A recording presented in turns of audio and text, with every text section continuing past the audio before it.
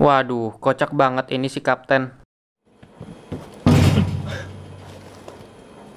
どうしました？なんでもない。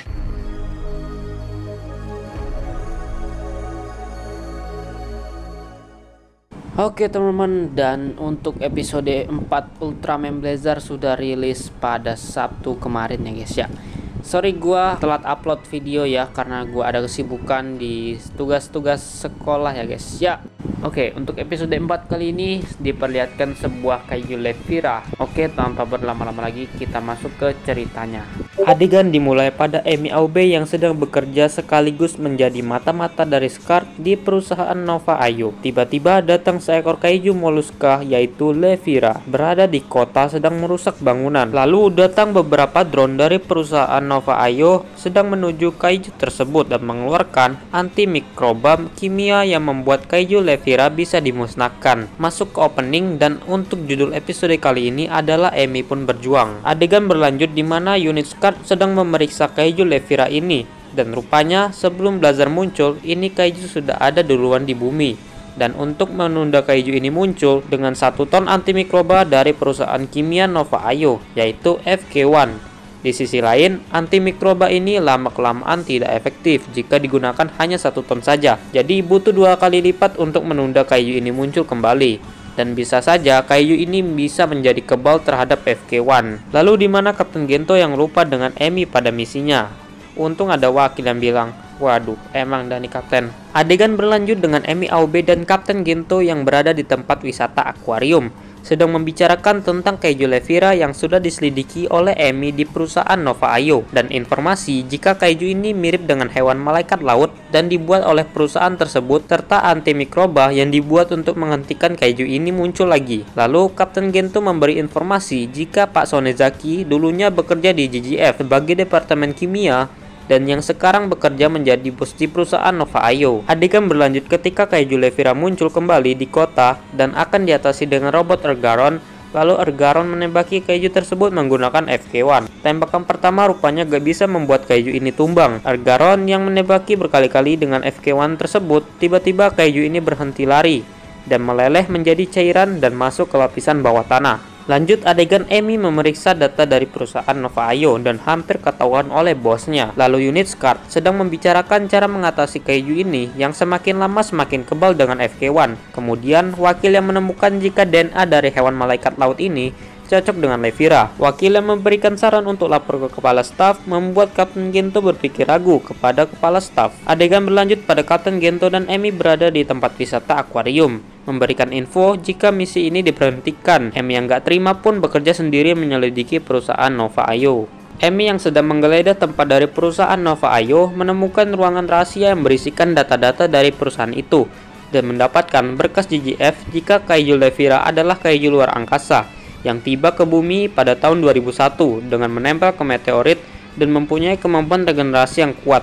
Tiba-tiba, Emi ketahuan dengan bos lalu menangkap Emi. Kapten Gento yang melihat Emi ditangkap pun langsung bergegas menuju lokasi. Emi yang ditangkap pun diantar melihat kaiju Levira di dalam perusahaan Nova Ayo. Bos ini mengungkapkan jika kaiju ini setelah ditembak dari FK1, dia akan kembali ke ruangan ini. Serta kaiju ini adalah buatan dari hewan malaikat laut dengan sampel sel dari GGF dimodifikasi yang membuat kaiju ini lemah terhadap FK1. Dan juga mereka memiliki banyak sel dari kaiju Levira. Dapat dikatakan jika perusahaan ini ingin caperlah dengan FK1 buatannya dan mendapatkan cuan lebih dengan kemampuan regenerasi kaiju ini. Lalu Kapten Gento yang telah sampai dan gelut dengan bawahannya bos dibantu dengan Emi yang juga jago gelut, dan akhirnya bos dengan bawahannya pun ketan.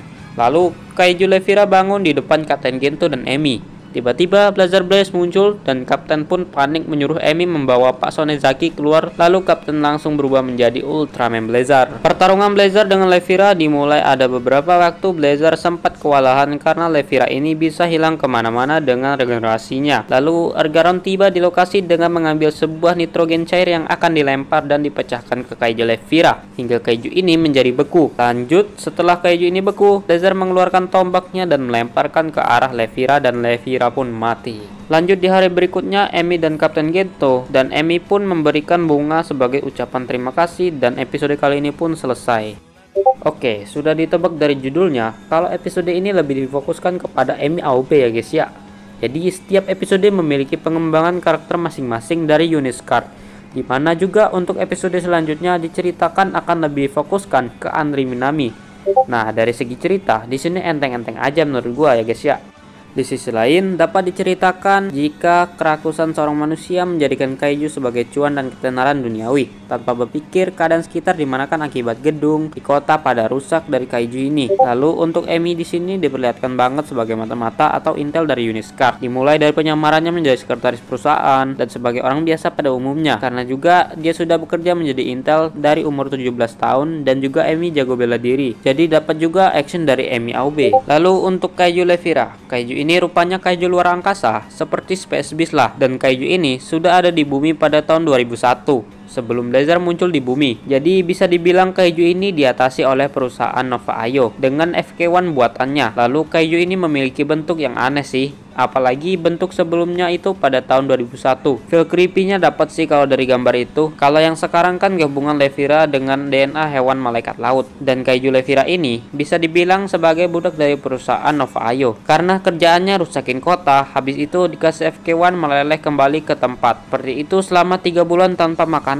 Jadi kaiju ini sangat kelaparan, sampai-sampai ada dimana adegan Blazer pun mau dimakan loh. Lalu lanjut pada Kapten Gento. Di sini sikap dari Gento ini terlihat sekali kalau dia memang kapten, dimana dia turun tangan untuk menyelamatkan anggotanya, yaitu Emi, dan juga selalu bikin pendapat yang dimana nantinya akan semua pendapat itu akan disatukan menjadi rencana Gento. Memang bijak banget sih kalau kapten kalau urusan rencana, serta sebagai kapten juga bisa bela diri nih. Dilihat emang gak asal-asal mukul aja, dari mengunci lawan, pertahanan diri, teknik dari pukulannya. Untuk segi fight Blazer di sini kelihatan banget seni Muay Thai-nya. Dari serangan lutut dan beberapa kali Blazer memakai tinju bagian sikunya. Cuman Blazer ini kadang sering lengah aja, susah buat defend dari lawan, cuman pada akhirnya dibantu dengan Ergaron di akhir-akhir. Dan Blazer pun dengan jurus pamungkasnya yaitu tombak dari Black Hole. Oh ya, ada sedikit fun fact dari adegan Kapten Gento kepentok. Itu kejadian memang real kepentok, bukan acting dari kapten.